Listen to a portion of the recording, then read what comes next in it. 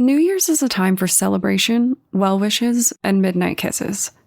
But for a lot of people, it's all about one thing: parties. The way that we celebrate New Year's tends to change throughout the years. For some people, it might involve a rager at a hotel. For others, a classy evening with charcuterie and wine might be in order. But for the select few, New Year celebrations can be enjoyed aboard a yacht. While this might sound fun, it's important to remember that the price of a boat doesn't necessarily guarantee your safety on it.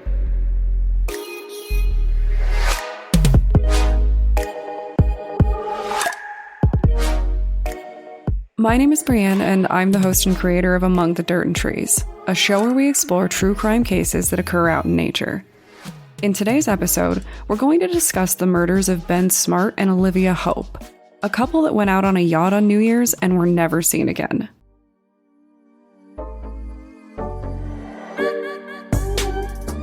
To start, I do just want to say Happy New Year's to you all. I know that this tends to be a pivotal time where we all look back on our year and wonder what we can do better. Obviously, as you know, ATDAT ended up going on hold through the holidays, and I appreciate you guys sticking with me through that. This was my second full year of working exclusively for myself because, yes, I did dive into my business as a full source of income just a few months before the pandemic hit. But I can honestly say that the end of the year just hits different when you run a business, especially in my line of work.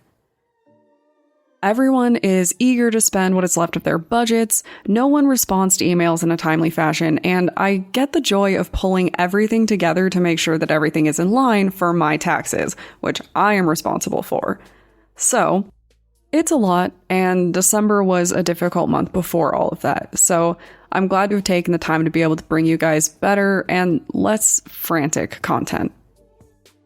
I hope you all had lovely celebrations and that everyone stayed safe, but now I'm going to tell you a story about a couple that met an untimely demise during their New Year's celebration. At least, that's how the story goes. It was January 1st, 1998 in New Zealand. But only barely. Olivia Hope and Ben Smart were two friends trying to make the most of their holiday. I have to assume that this was not an easy feat. Even though Ben was 21, Olivia was only 17. This meant that she wasn't legally old enough to drink, and assuming that you all have been to a few New Year's parties, you know that drinking often plays a role. But these two found themselves at the Furneaux Lodge. Now, I have recently acquired a client that runs an island resort, so my interest in lodges and resorts and ritzy hotels has certainly increased lately, so I had to look this place up. And I will say that it looks absolutely amazing. While I'm sure that it has changed throughout the last couple of decades, I'm pretty positive it was just as wonderful back then. It brings together nature and luxury in a way that basically made me want to book a flight immediately. But then I remembered what led me there. This particular lodge had an ongoing New Year's Eve party that evening, and Ben and Olivia were ringing in the new year with nonstop partying. Finally, around 4 a.m., the two decided that maybe it was time to wind down. In their original plan, they were going to sleep aboard a local yacht, which you can apparently just do. I'm not sure if this is common in New Zealand, but I do have to say I kept asking myself who was funding all of this for these two young people. Regardless, they hopped on a water taxi and made their way over to a yacht called the Tamarack, which was where they planned to sleep. My favorite detail about this was the fact that the water taxi driver was also the lodge's bartender. So he was the one getting people messed up and then safely ferrying them to their sleeping quarters, which is just very sweet and attentive, in my opinion. But bartender/captain Guy Wallace took them to the Tamarack. There was just one problem. It was 4 a.m. and pretty much everyone else had already gone to bed. These two assumed that there would be room on the boat, but there wasn't, so they had to hop back on the water taxi. At this point, the situation is looking to turn into a fairly rough night for them. It is 4 a.m., they're tired, they need a place to sleep. On the water taxi, they began to talk with another passenger. Now, this guy is riding the water taxi, but he tells Olivia and Ben that he has his own yacht. I'm not sure why he was on the water taxi, I'll be honest. Obviously, he had his own boat.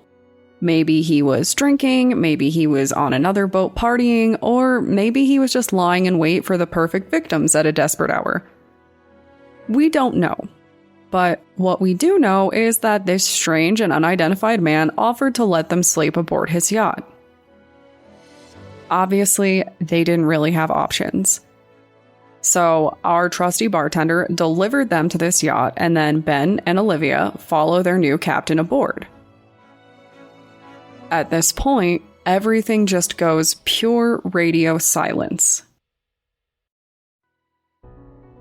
After walking onto that yacht, Ben and Olivia were never seen again. They failed to contact anyone on January 1st.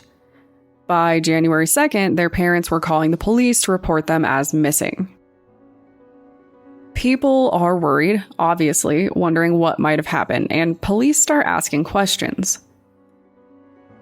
Guy Wallace speaks up and informs them of the kind of boat he left them on, and other witnesses confirm this as well. But strangely enough, police ended up accusing a man with a slightly modified version of the boat instead.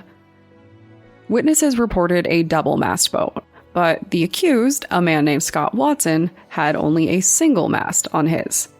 And this is where this case gets a little weird to me. I think we live in a world where we are so used to seeing crimes where someone very clearly did it, but convicting them is difficult. And true crime fans love and hate this, right? It makes for a great and frustrating story, but it's also horrible when families don't receive the justice that they deserve. You will find that this is not the case here. The same year that Ben and Olivia disappeared, Scott Watson was arrested for their murders. It's just a little strange because there is no proof that Olivia and Ben actually were murdered. Neither of them were ever found, and police searched the area, water and all. Their bodies never surfaced, no indication of them. I'm not all that caught up on New Zealand laws, but a murder conviction without any bodies is nearly unheard of as far as I know. But obviously that was not the case here. Police found 2 blonde hairs that they suspected were Olivia's, and from what I can tell, it was all suspicion, not actually proven. They used what they had to arrest this man, Watson, and people were a little surprised. People felt like there was a lot more investigative work to be done, people to interview and spaces to explore. But they did arrest him, and a year later, he was convicted of their murders and sentenced to life imprisonment without parole for a minimum of 17 years. Almost immediately, Watson started trying to appeal his sentence, and some interesting things came to light. Eventually, witnesses came forward to admit that police pressured them into speaking out. Watson told anyone who would listen that he was unfairly targeted, claiming that police went after him just for having his boat in the same place that the pair was last seen.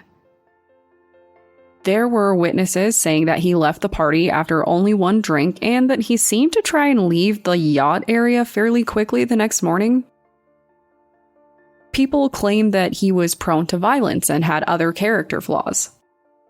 Watson petitioned for pardons and asked for parole, but his parole has been denied repeatedly, even at the point where he became eligible.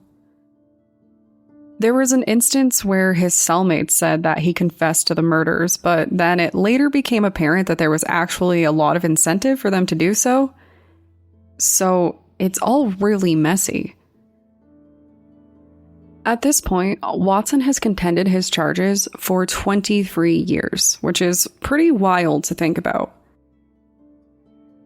His next opportunity to appeal is in 2023, so it's going to be interesting to see how that all plays out, or if anything changes.